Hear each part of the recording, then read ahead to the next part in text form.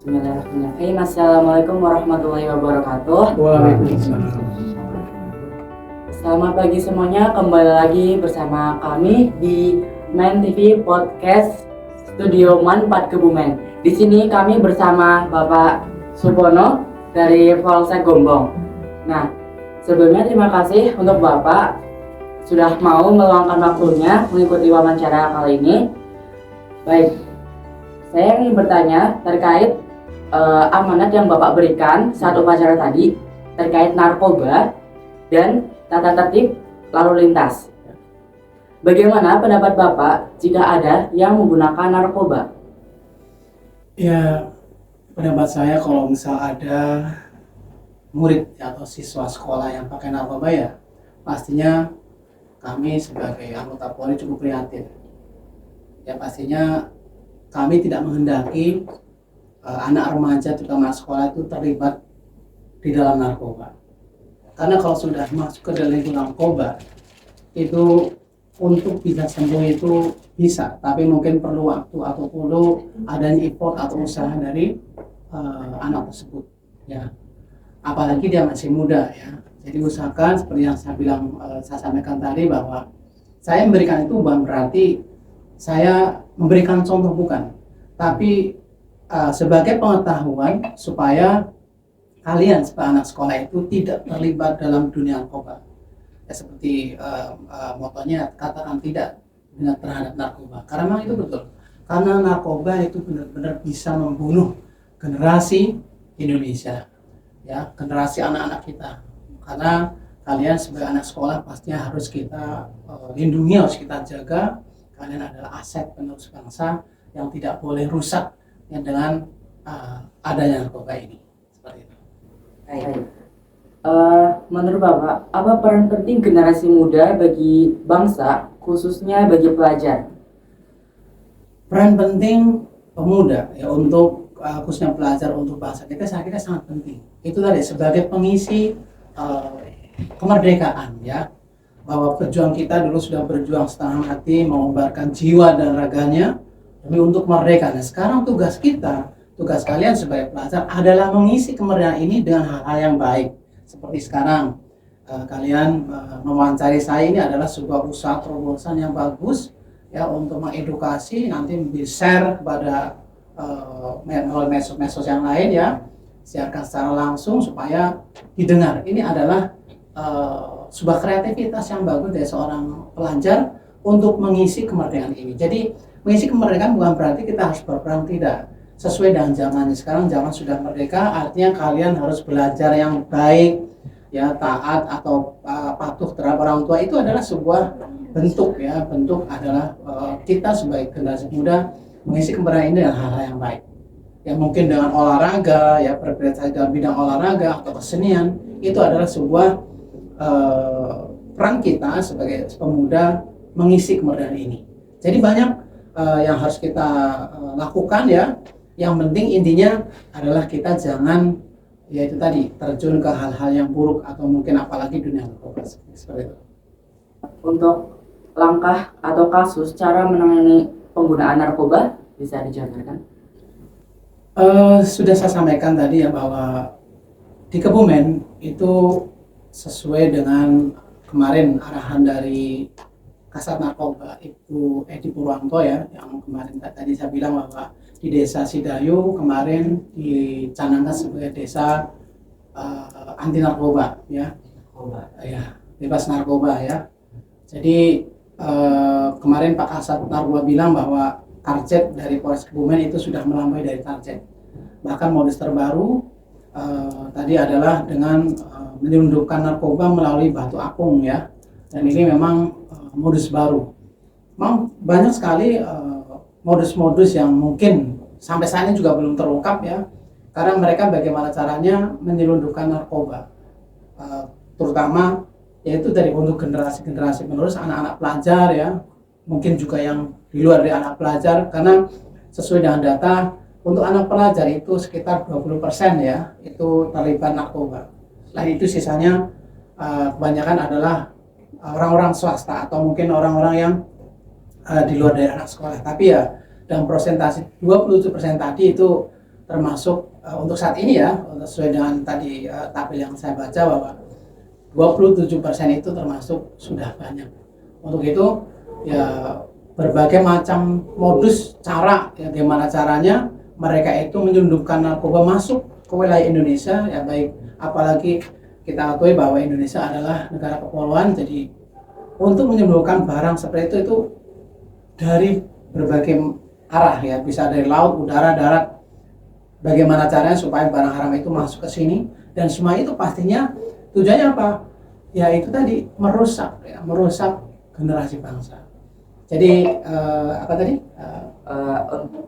Cara menangani kasus penggunaan Ya, narkoba. ya caranya itu tadi untuk untuk anak sekolah dan adanya ikut kegiatan yang positif, adanya sosialisasi tentang narkoba, ya berperan aktif dalam sekolah, misalkan jadi ketua OSIS atau mungkin ikutin kegiatan ekstrakurikuler ya, misal yang bagus. Itu caranya untuk menanggulangi ya, untuk supaya kita tidak berpikiran ke yang arah negatif. Kalau kita terus aktif di sekolah seperti kamu ya, saya kira untuk berpikir itu saya kira jauh. Tapi kalau sudah mungkin kayak tadi sudah merokok, ya berangkat dari rumah juga tidak pakai helm, ya motornya brong, ya udah gitu udah pastinya dia mesti nggak bawa surat-surat sambil merokok pula. Nah itu kan termasuk prihatin. Kalian kan masih siswa. Jadi saya kira tidak etis atau tidak elok apabila ada anak sekolah berangkat sekolah naik motor dengan merokok. Ya karena sudah saya bilang tadi itu adalah tren yang salah.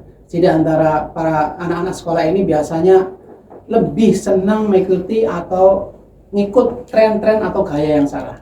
Contoh banyak sekali sekarang media sosial ya, kayak film-film televisi ya. Sekarang lagi maraknya film Korea ya. Wah pada gandrung dan Korea. Nah itu tadi.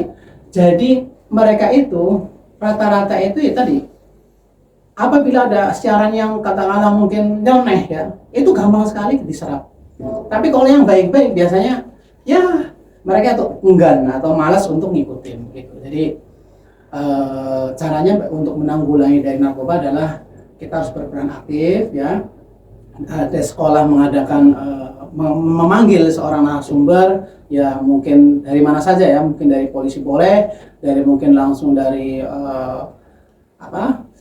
PNN boleh ya gitu, untuk memberikan sosialisasi pengertian tentang narkoba. Itu adalah langkah awal yang untuk mencegah supaya para pelajar tidak terjerumus. Bukan berarti ngasih tahu, bukan ya, salah gitu. Itu untuk sebagai langkah awal untuk memberitahu bahayanya apabila kita sudah terjun di dalam lingkungan narkoba. Karena banyak di antara seperti yang mungkin adik-adik lihat ya di media sosial, banyak para artis kita terjerat narkoba. Mereka ada yang katanya insaf, sudah direhabilitasi, begitu keluar kambuh lagi ya.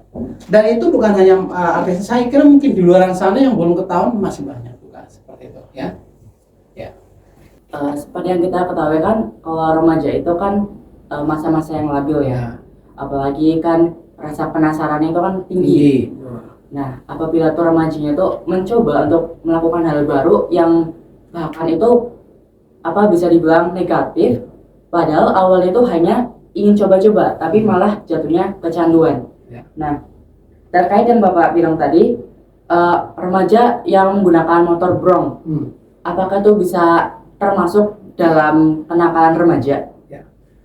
Jadi kenakalan remaja itu banyak contohnya, tapi memang yang saya kemukakan atau saya angkat adalah 3 tadi ya. Yang pertama tawuran, yang kedua rokok, yang ketiga ini yaitu narkoba.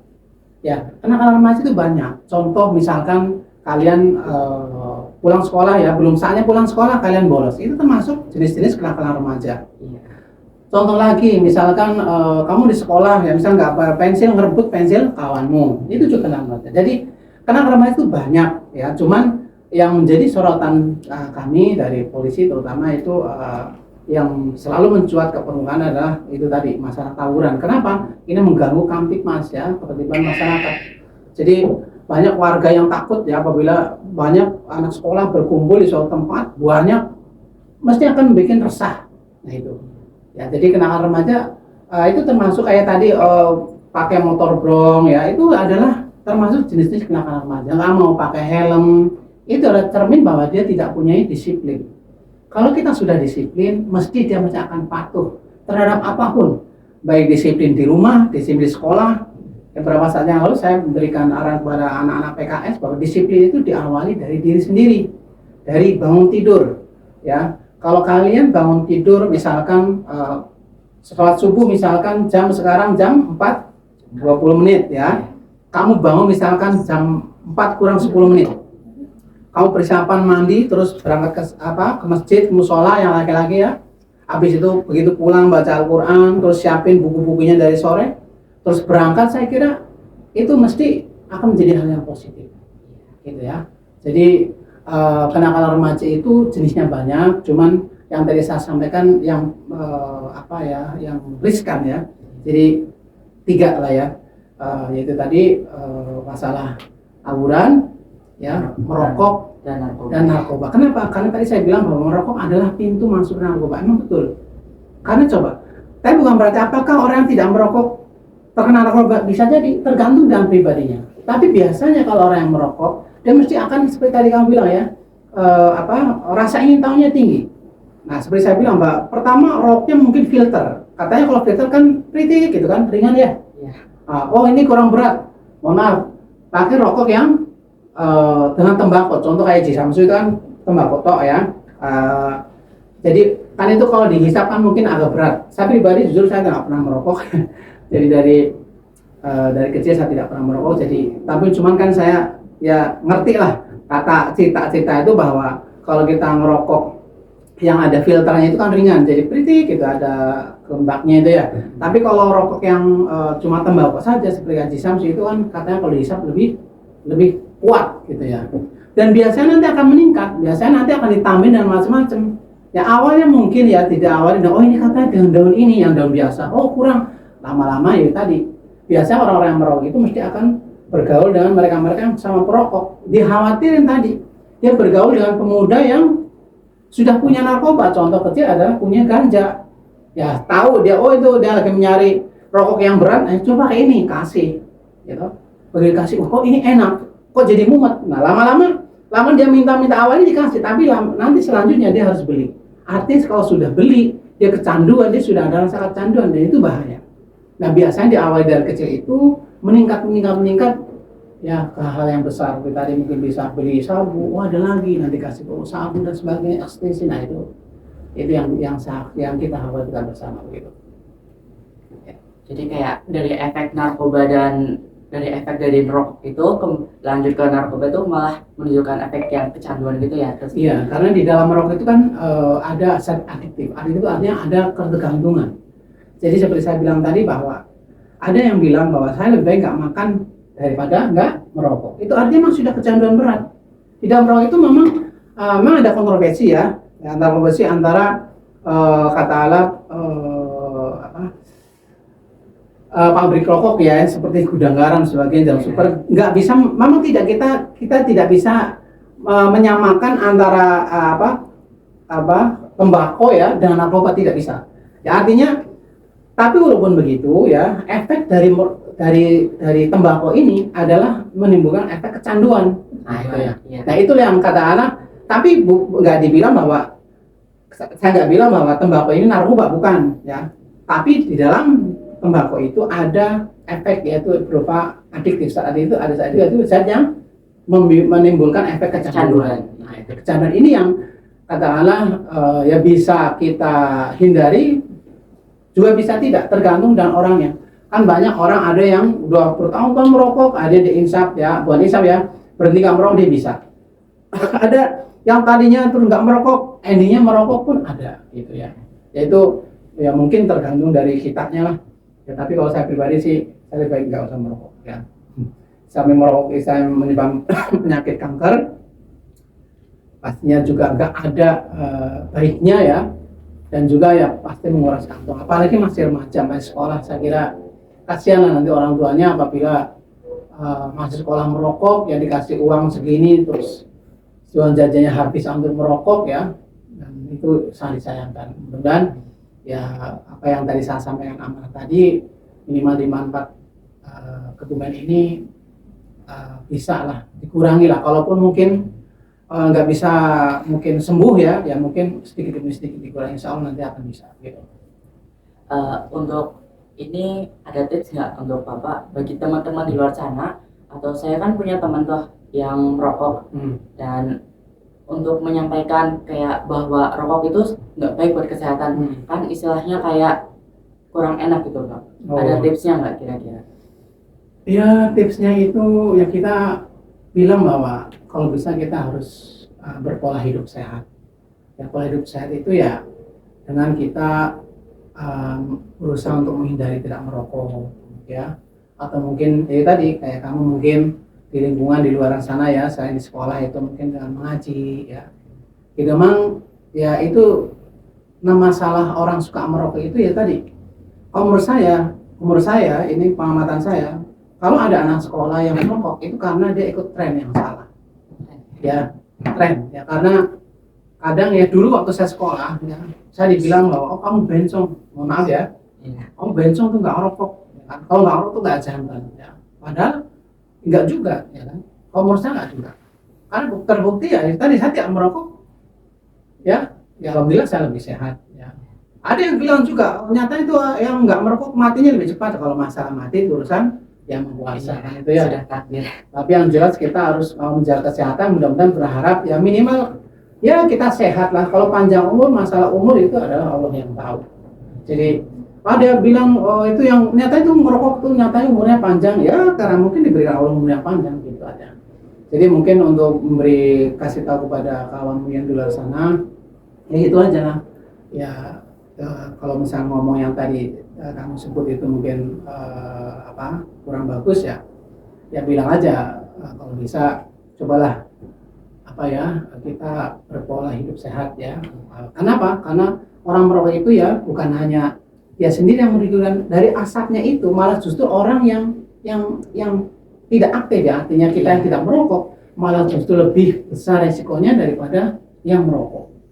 Tapi pastinya menurut saya juga ya perokok jauh lebih besar. Kenapa? Dia menghisap ya langsung masuk ya ke dalam paru-parunya, dia otomatis juga dia mungkin lebih parah. Tapi sesuai dengan penelitian katanya bahwa justru malah yang kita yang tidak aktif merokok malah justru lebih berbahaya. Kenapa? Karena asap yang dihembuskan kita hisap. Makanya ya tadi saya berharap di lingkungan sekolah ini ya mohon maaf baik guru sama muridnya harus kalau bisa bebas dari merokok. Ya, kalau semuanya kalau mungkin ada pak guru yang merokok, mungkin adalah ruang tersendiri untuk merokok. Kenapa? Karena ini mohon maaf sekali lagi kalau seandainya mungkin ada guru mungkin sambil mengajar merokok ya, itu saya kira sebuah contoh yang salah. Ya sebuah contoh kepada muridnya yang salah. Walaupun dulu mohon maaf ya waktu saya SMP benar-benar ya ada seorang guru saya yang benar-benar sambil ngajar sambil merokok, alasannya kalau nggak merokok katanya dia tidak semangat. Nah itu. Tapi tergantung kita juga ya. Bagaimana kita mengambilnya. Kalau seandainya mungkin itu, kalau kita mungkin melihatnya bahwa itu nggak bagus, pastinya anak tersebut mesti nggak mau ikutin. Tapi buat mereka yang suka dengan adanya sebuah contoh, mohon maaf dari seorang guru misalnya ya, itu akan menjadi tambah ini lagi. Wah itu Pak Guru juga merokok kok. Nah itu. Artinya kalau kita memberikan aturan di sekolah untuk murid tidak merokok, susah. Ya karena mohon maaf mungkin adanya oknum guru yang memberikan contoh di lingkungan tersebut. Jadi saya kira aturan ini di sekolah harus tegas ya, baik antara kita nggak bisa menang sendiri, kita sudah sebagai guru udah mengatur murid, tapi gurunya sendiri mungkin tidak memberikan contoh yang baik. Saya kira insya Allah di manfaat ini semuanya gurunya baik-baik dan sesuai dengan aturan yang ditegakkan begitu. Terima kasih kepada Pak Supono ya telah menemani wawancara kita kali ini, dan terima kasih juga untuk para kru yang bekerja di sini. Sekian bincang-bincang kita dan wawancara kita kali ini. MAN TV Podcast Studio MAN 4 Kebumen melaporkan. See you next time.